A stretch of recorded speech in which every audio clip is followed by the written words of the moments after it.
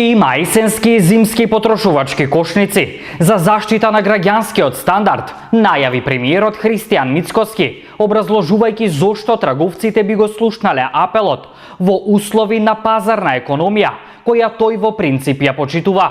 Денешната седница се донесе оваа мерка и убеден сум дека ќе заштеди најмалку половина од буџетот на семејствата.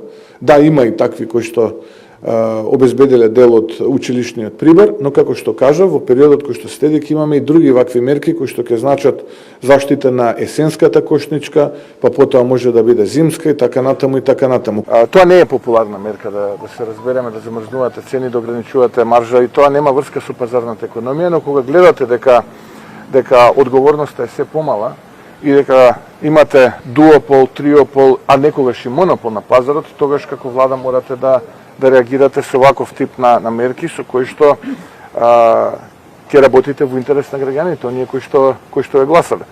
Затоа што мислам дека тоа е потребата на граѓаните и дека трговците зависат од потрошувачката моќ на граѓаните. Колку е таа потрошувачка моќ поголема, толку и трговците ќе бидат позадоволни. Така што тоа е еден процес кој што еден со друг причинско последично е поврзан.